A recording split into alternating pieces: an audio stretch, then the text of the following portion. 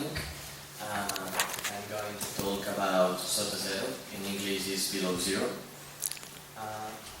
Sotazero was a project of collaboration between the Institute of Sea Science and Frederic Mistral Technical Eulalia School of the Fundació Sotazero.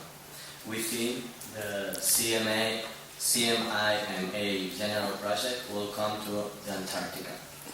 The main purpose of this project was to promote the scientific spirit in young people, from 3-year-old children to 18-year-old teenagers. The first idea of Below Zero was to get our students to take part directly in an oceanographic campaign of research in the Antarctica. In order to achieve it, a group of CMIMA scientists on the oceanographic German ship Sotazero campaigned Antarctica between 2003 and 2004, carried out several activities in communication via satellite with our students from nursery and primary school and secondary and high school students. This project won the second prize at the 2004 E-Learning Awards Young Digital Poland Award for the best use of ICT in education. In 2013, we are celebrating the 10th anniversary of Sotazero project, and in those years, a lot of various activities related to polar biology have been done, especially by high school students who perform research projects. The study of microorganisms that live in the ice and in the icy waters, and especially bacterial diversity, has been the main theme of the research. Although there have been studies of plankton associated with algae, and plankton that inhabits some inland lakes of the island of the Antarctic Peninsula. In 2008, Frederic Mistral Technical Eulalia School participated in the International Schools on Board program as part of the International Polar Year. Currently, high students carry out further research, specifically comparing bacterial populations between Pyrenean lakes and inland lakes of the King George Island in Antarctica, in collaboration with the scientists from ICM. We invite you to know more of all these projects that have been done the last decade. You will be able to find more information about the old projects in our website, but we are waiting an update that will include all the new researches that have been done. Here are, for example, a project of the ice bacteria, Archaeopteryx, and the project of the 3 years as all the students studying the ice. The first Sotazero was the first years of the program, with by the work that were done in two groups. The working in Sotazero, that the main activity was the ice sampling and bacterial cultures,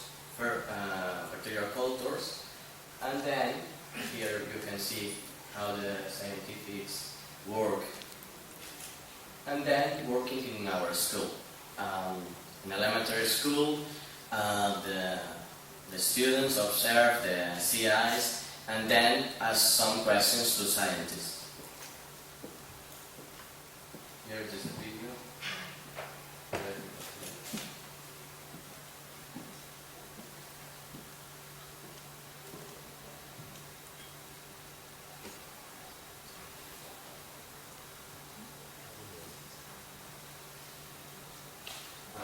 You can see this video explains the difference between the sea ice and the ice of fresh water, and the difference with the branch channels that in sea ice constitutes ecosystem for a lot of microorganisms.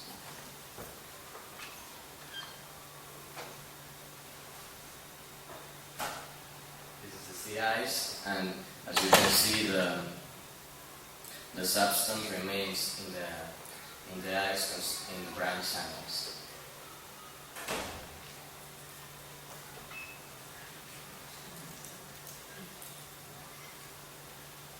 The high school projects.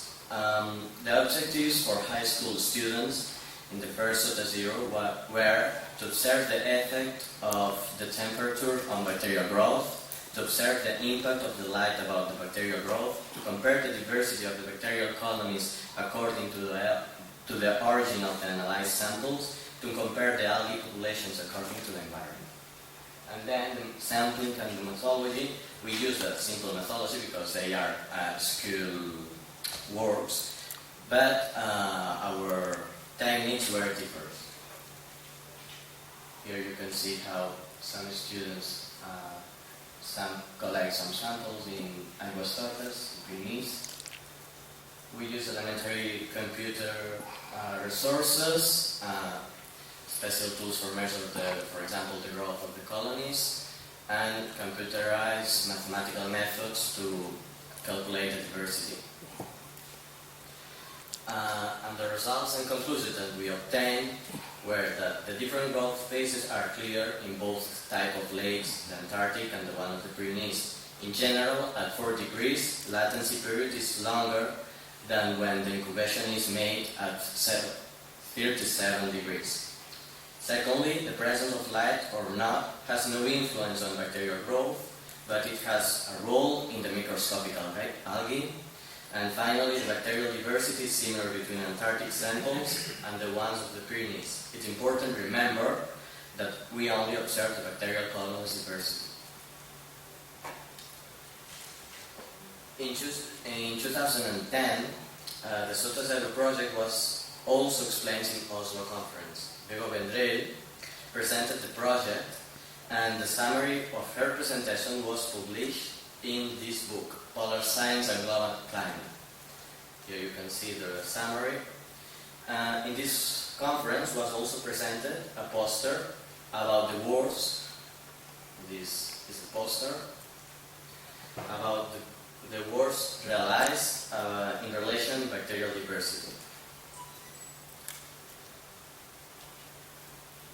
Although early wars, the Antarctic samples were of salt water and packaged ice. Nowadays we are conducting projects to compare bacterial populations between the King George Island Antarctic lakes and the lakes of the Pyrenees environment. The past year, comparative study of bacterial diversity of inland waters between polar and alpine environments was conducted.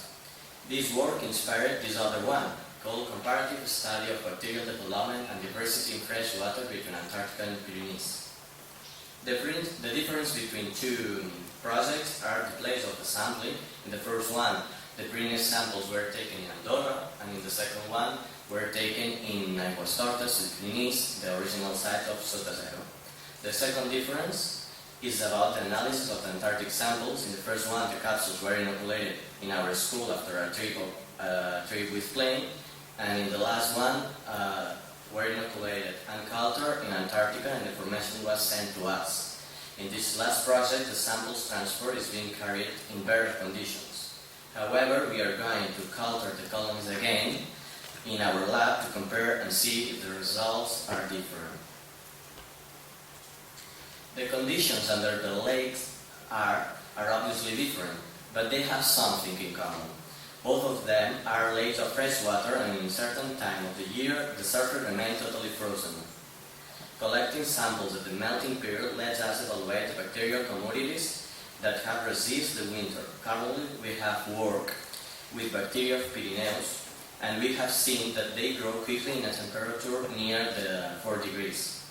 We dispose of photographs of the capsules that were inoculated in Argentine base of Carlini, also known as July.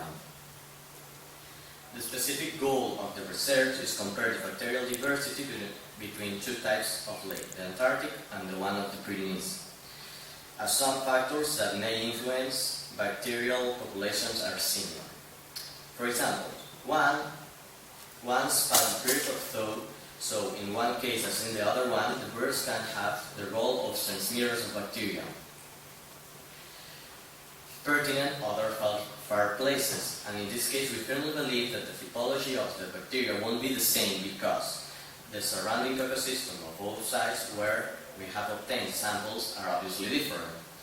Both the species that inhabit or the weather, especially the ambient temperature in summer, is higher than the Pyrenees, than in Antarctica.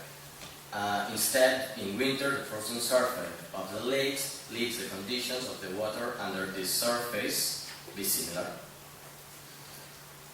Now you will be able to see all the process to collect the samples in aguas tortas. And our hypothesis is that at 4 degrees temperature, the Antarctic bacteria growth will be faster than bacteria of Pyrenees because they are bacteria more adapted at low temperatures, especially in the samples obtained during the melting period. During summer, we also believe that Antarctic lakes bacteria will see a better adaptation to the growth at low temperatures, because birds arrived to King George Island can't come from warm latitudes because of the distance to them. Conversely, the Pyrenees is relatively near to warm areas and particularly in summer, they can receive bacterial contamination from these zones, and these bacteria won't grow easily at 4 degrees. If indeed we get that the Antarctic samples have a growth faster at low temperatures, may mean that the development of these bacteria will be fit at this low temperature. This fact might mean that hypothetical climate change can cause changes in bacterial growth, and as well it will suppose unknown effects worthy of study. Now you can see the last part of the collecting of the samples.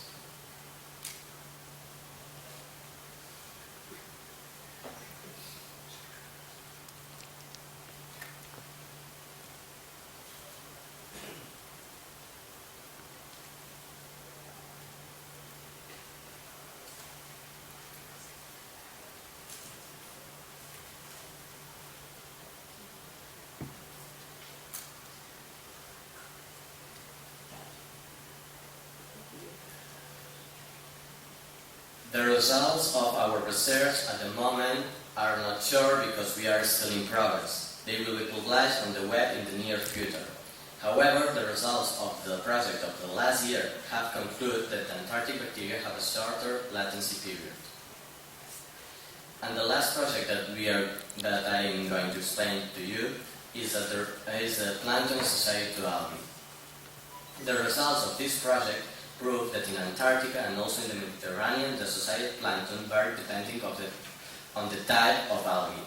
Probably plankton organisms have very specialized structures and that let them develop on the surface of the algae.